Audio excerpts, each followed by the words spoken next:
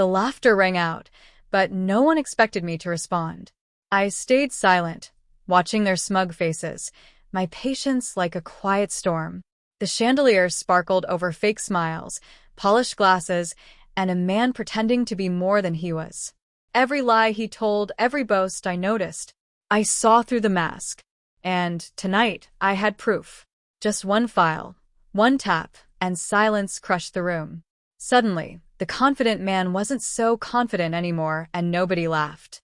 Not even my wife. The laughter still echoed in the room when I realized none of them expected a response. Not truly. I was supposed to swallow it, nod along, pretend the words didn't sting. I watched the wine shimmer in the chandelier's glow while their jokes scraped against my patience like dull knives. And I stayed quiet, calm, composed, dangerous, because I already knew something they didn't. The dining room looked theatrical, a performance staged to impress itself. The marble table gleamed under candlelight, overloaded with glasses for anyone pretending humility. Shadows flickered over people flattering themselves in the wrong way. My wife's sister's boyfriend claimed the head of the table as if it were rightfully his. A smug grin perched atop an expensive suit, his watch catching every light as if it needed its own applause. My wife angled away, embarrassed to share the same air as me. Her sister leaned in close, fingers brushing his arm, holding tight to the illusion of success. The first jab was mild, a joke about men who never amounted to anything.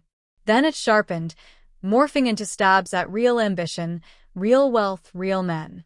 He said, "My job doesn't count," and the room roared. My wife didn't defend me. She murmured, "Stop making the family look bad," as if I were the problem.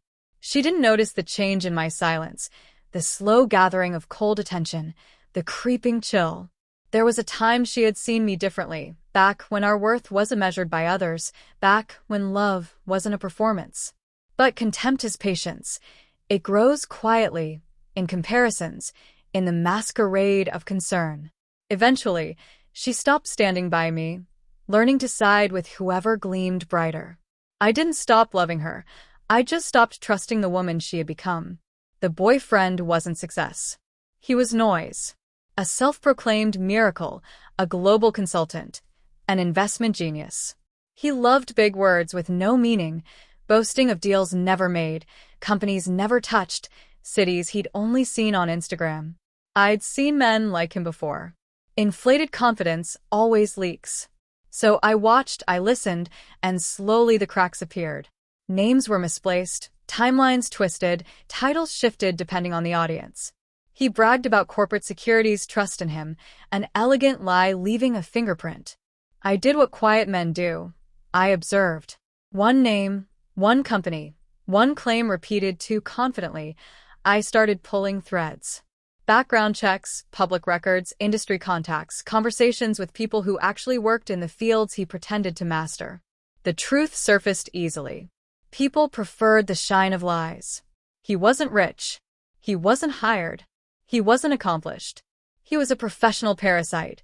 Fake contracts, stolen pitches, debts, legal warnings, a trail of women charmed, drained, and discarded.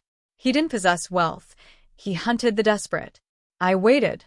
Tonight, after the final joke landed, he launched into tales of his new role, bragging like he owned the room. That's when I produced my phone. No raised voice.